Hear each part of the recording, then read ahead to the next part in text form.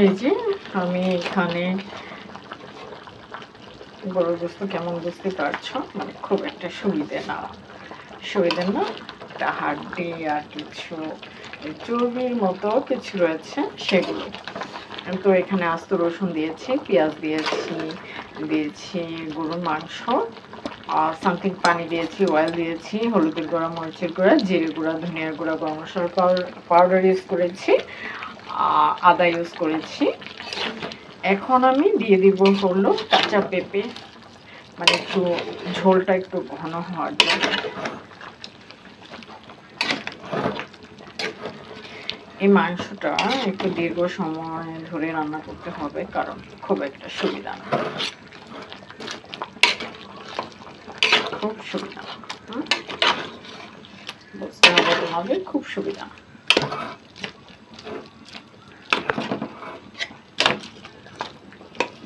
তো আমি পেঁপে নিয়ে আসি, হতে থাক। বাগান থেকে কাঁচা পেঁপে নিয়ে আসছি। আমার মতো তোমরা বাড়ির আঙিনায় কাঁচা মানে পেঁপে গাছ লাগিয়ে নাও, তাহলে কাঁচা পেঁপে সবজি হিসেবে ব্যবহার করতে পারবা। মানে যখন কারি তৈরি করি তখন কিন্তু আমাদের একটু পেঁপে ইউজ করলে স্যুপটা সুন্দর হয়, ভালো লাগে, শরীরের জন্য ভালো। এই যে পেঁপে কেটে নিয়ে এসছি।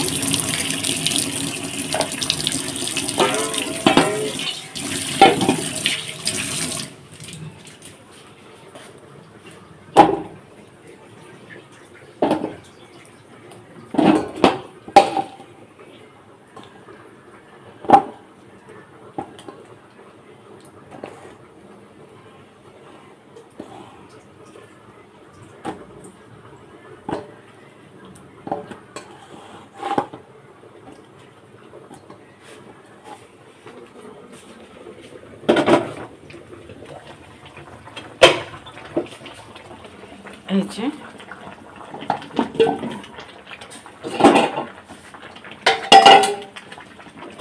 এবার এটা আস্তে আস্তে হবে।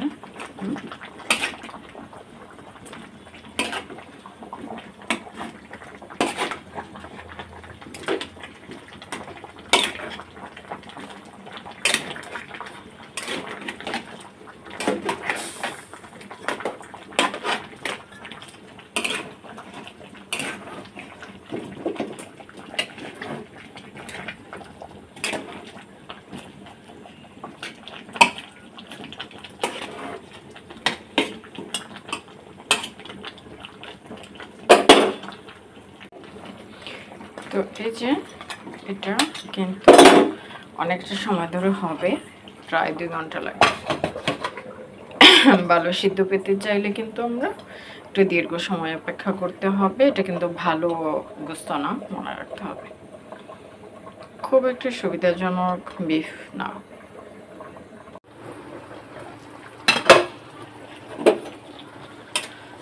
তো এই যে হচ্ছে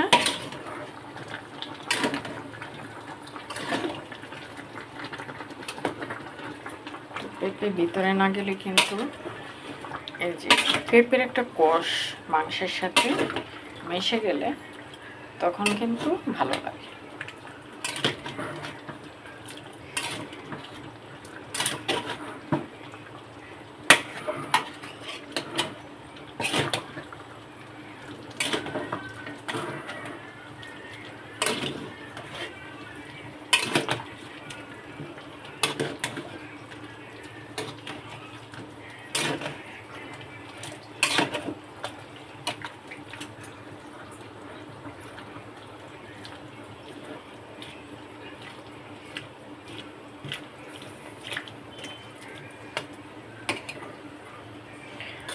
তো এইভাবে আস্তে আস্তে কিন্তু সেদ্ধ হয়ে যাবে, পেঁপেগুলো নরম হয়ে যাবে, মাংস নরম হয়ে যাবে।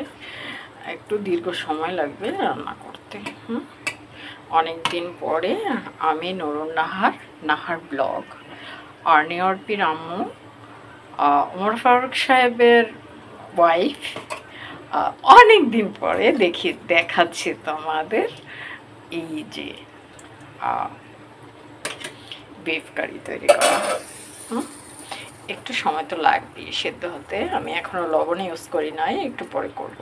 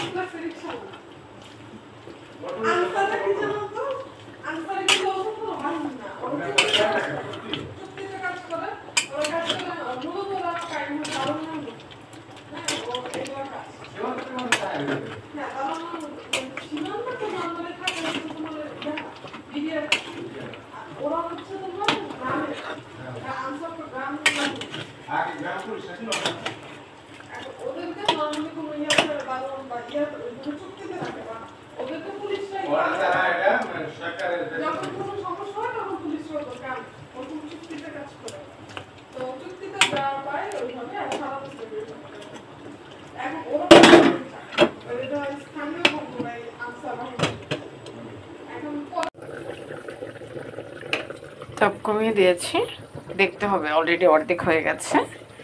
এখন আমি ঢাকনা খুলবো। এই দেখো একদম একদম না মানে আদা হয়ে গেছে। এই যে এটা হচ্ছে রসুনটা, বুঝতে হবে, দেখতে হবে কি অবস্থা। আমি কিছুক্ষণ আগে আমার বড় মেয়েকে পাঠিয়েছিলাম লাড়া দিয়ে দেওয়ার জন্য মাংস, মানে লাড়াচাড়া করে দিয়েছে, আসতে পারি নাই চুলার কাছে। অনেকে বলছিলাম বাবা লাড়া দিয়ে দেবে।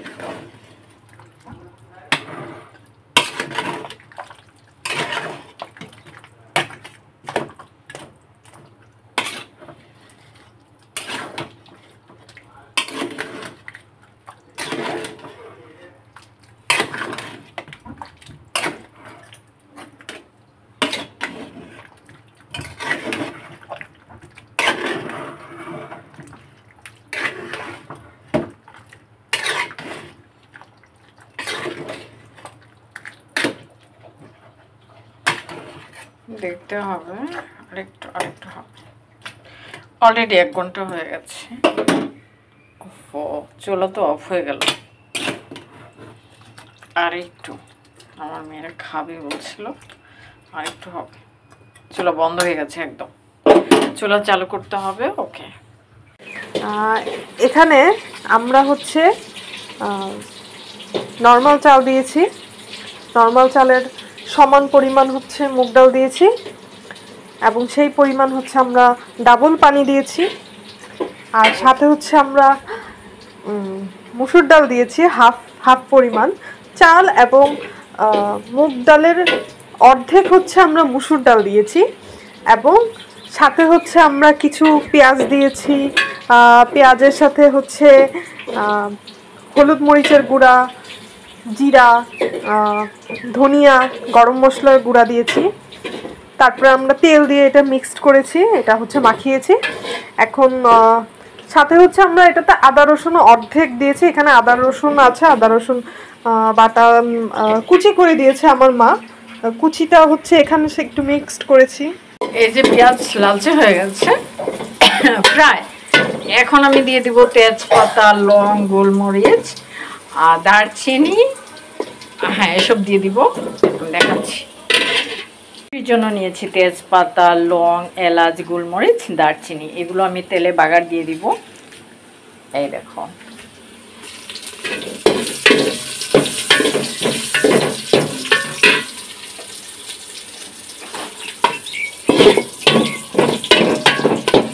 আদা রসুন দাও, দিকে আমাকে সাহায্য করো, দাও হাঁড়িতে দাও।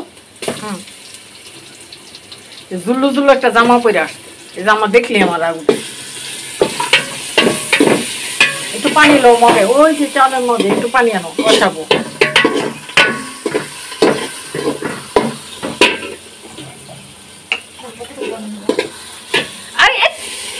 আরেকটু আরেকটু সামান্য কষানো হওয়ার জন্য। হয়েছে হয়েছে,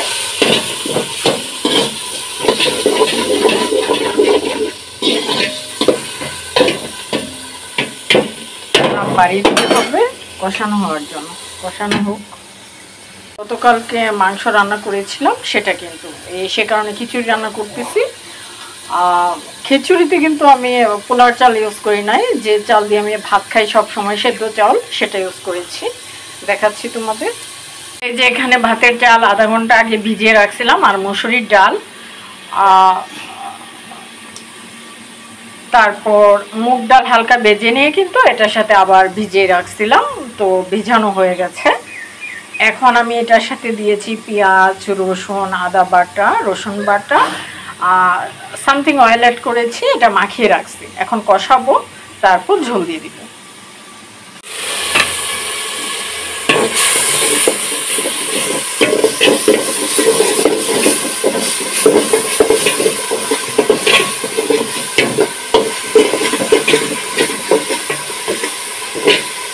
কষানো হয়ে গেছে, আর কষানো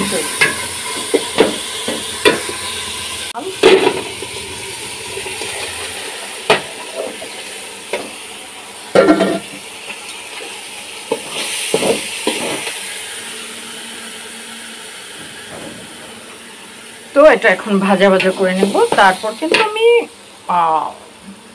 পানি ইউজ করব, মানে পানি দিব, একটু কষিয়ে নেই।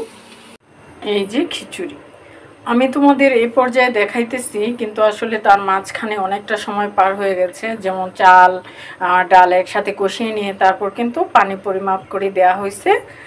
তো এই পর্যায়ে এখন আস্তে আস্তে হবে, অনেকটা সময় লাগবে। আর একটু পরে আমি লবণ ইউজ করব। তো জানি না কতটা পারবো দেখাতে। এইভাবে কিন্তু আমরা খিচুড়ি রান্না করি, যেটাকে ঝরঝরা খিচুড়ি বলে। তো খিচুড়ি কিন্তু বিভিন্ন রকমের হয়ে থাকে। এটা কিন্তু মোটা চাল দিয়ে খিচুড়ি রান্না করতেছি আমি। আর খিচুড়ির মধ্যে কাঁচামরিচ দিতে হয়। সরি, আজকে একদম দুঃখিত, আমার কাছে কাঁচামরিচ নেই, তো আমি শুকনো মরিচ ভেজে নিয়েছি। লাস্ট টাইম শুকনো মরিচ ইউজ করবো এটার সাথে।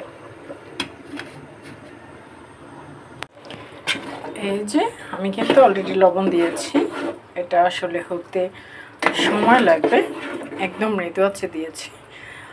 পেঁয়াজগুলো সিদ্ধ হতে সময় লাগবে। আসলে আমার হাতের সমস্যার কারণে কিন্তু ওই যে পেঁয়াজ ভালো করে কুচাতে পারি না, সেইখানে একটু সমস্যা রয়েছে।